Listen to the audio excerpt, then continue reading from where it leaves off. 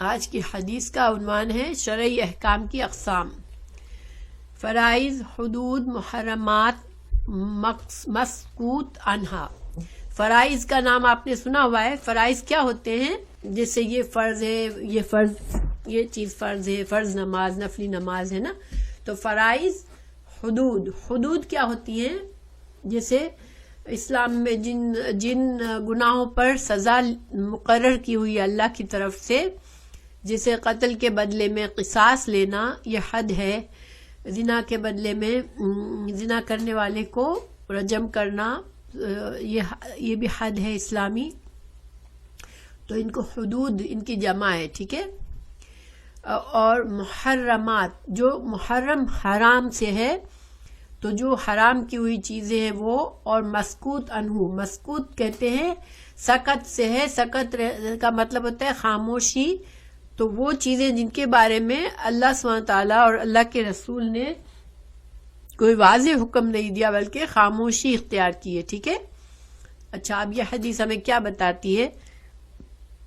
ان ابی ثعلبۃ الخشنی جرثوم ابن ناشر رضی اللہ عنہ عن رسول اللہ صلی اللہ علیہ وسلم قال ان اللہ فرض فرائض فلا تضیعوها۔ بے شک اللہ تعالیٰ نے فرائض کو فرض کیا ہے تو تم ان کو ضائع نہ کرو۔ وحد حدودا فلا تعتدوها، اور اللہ تعالیٰ نے کچھ حدیں مقرر کی ہیں تو تم ان حدوں کو پار نہ کرو۔ وحرم اشیاء فلا تنتہکوها، اللہ سبحانہ تعالیٰ نے کچھ چیزوں کو حرام کیا ہے تو تم ان کی حرام چیزوں کے قریب مت جاؤ۔ وسکت عن اشیاء، اور اللہ تعالیٰ نے خاموشی اختیار کی ہے کچھ چیزوں کے بارے میں، یہ رحمت لکم، تم پر شفقت کرتے ہوئے، تم پر رحمت کرتے ہوئے، غیر نسیان، اور اللہ بھولنے والا نہیں ہے کہ اللہ تعالیٰ نے کچھ احکامات میں خاموشی اختیار کی تو تم یہ نہ سمجھنا کہ اللہ تعالیٰ نے کوئی بھول ہو گئی۔ اللہ بھولنے والا نہیں ہے۔ اللہ تعالیٰ نے یہ خاموشی بعض چیزوں میں اختیار کی ہے، وہ تمہارے لیے آسانی کرنے کے لیے، تم پر رحمت کرنے کے لیے۔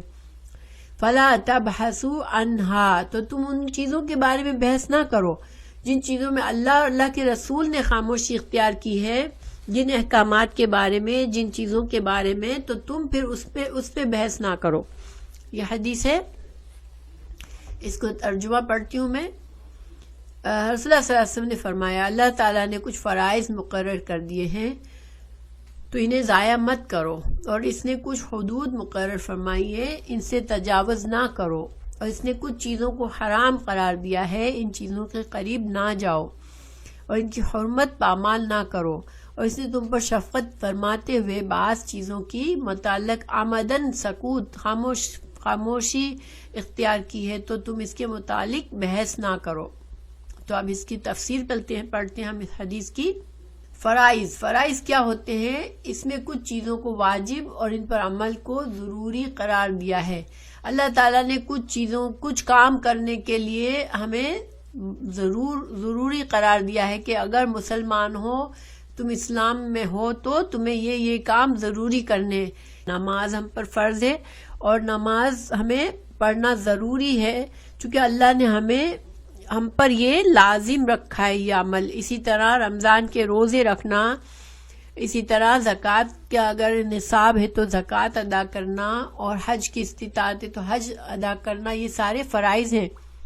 اور اس کے علاوہ بھی جن چیزوں کو فرض قرار دیا گیا اسلام میں، اس کو کرنا ضروری ہے، ٹھیک۔ پھر فلا تضیعوها، تو تم نہ ان کو ترک کرو۔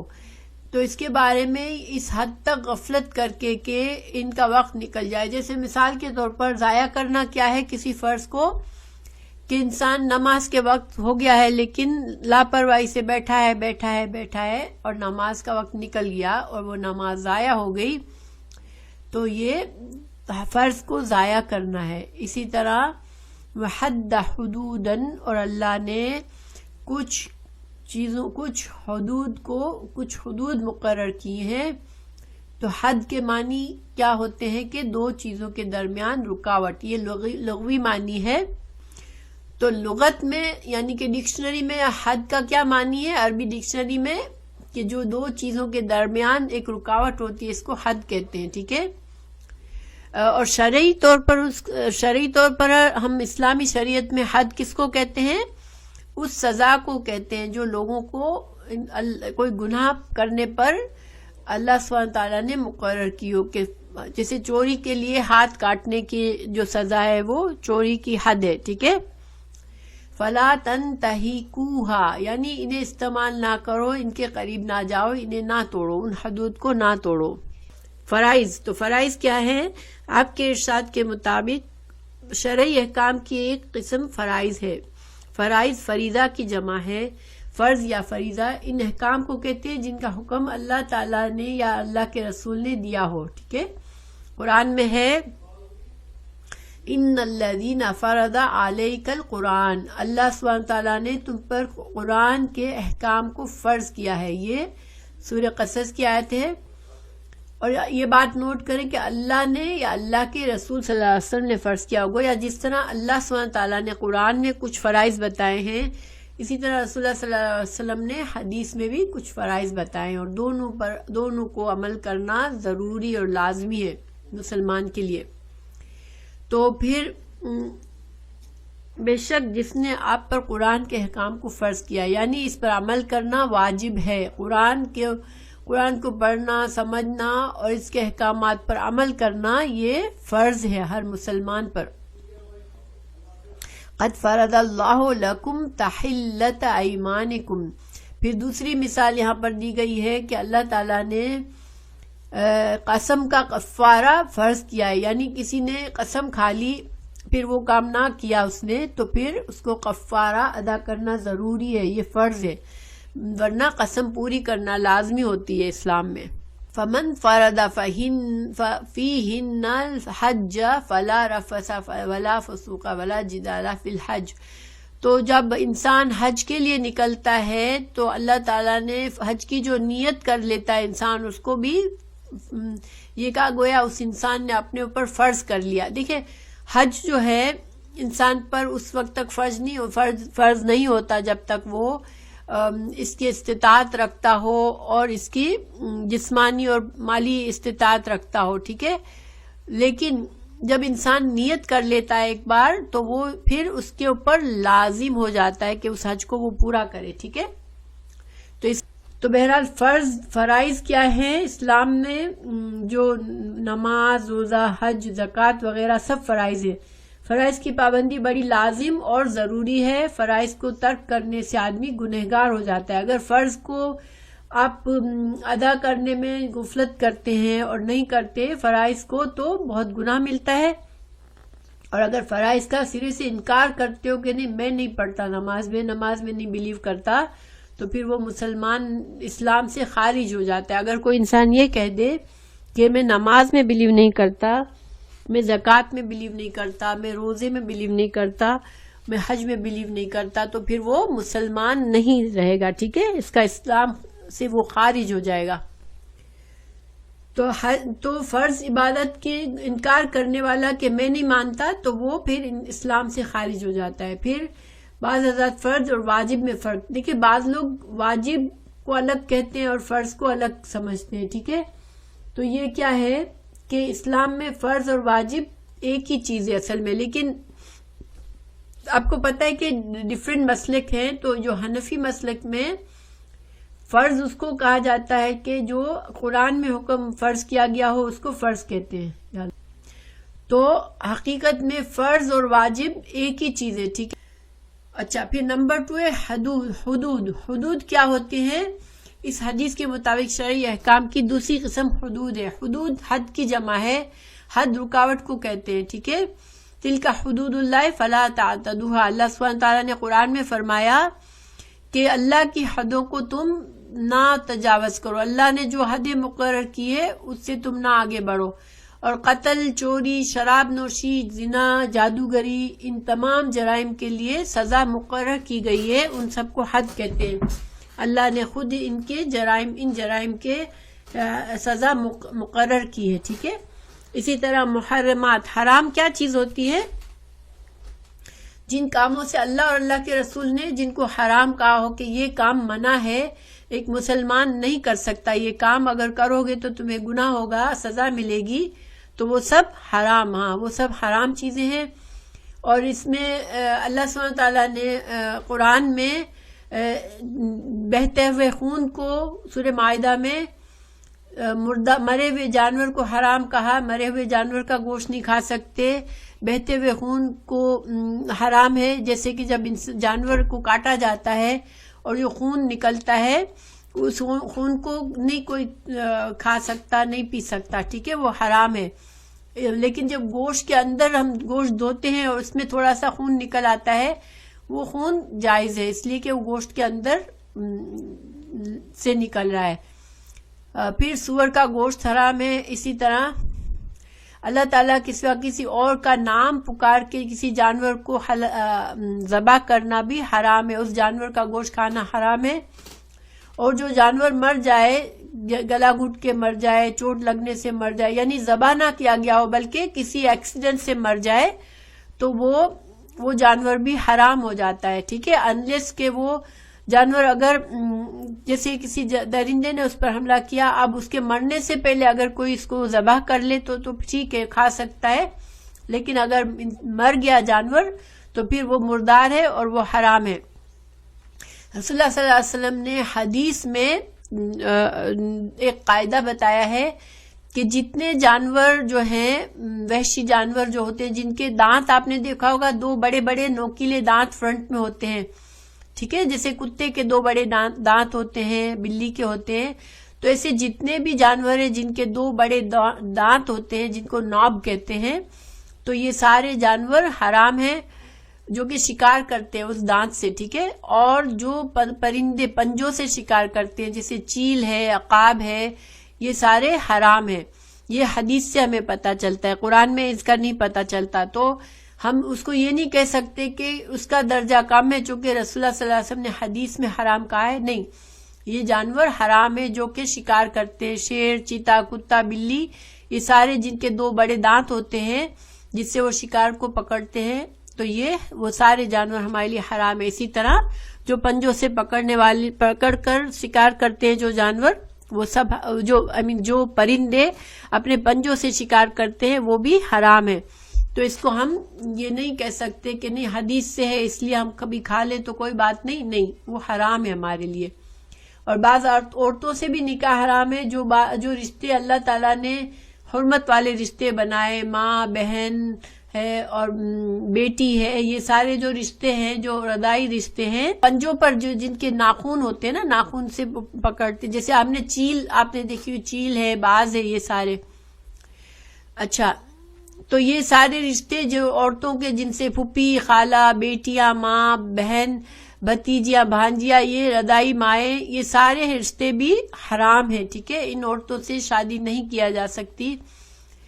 جس عورت کے سے آپ نے شادی کیا اس کی کسی اور شوہر سے بیٹی ہے تو اس سے بھی شادی نہیں ہو سکتی.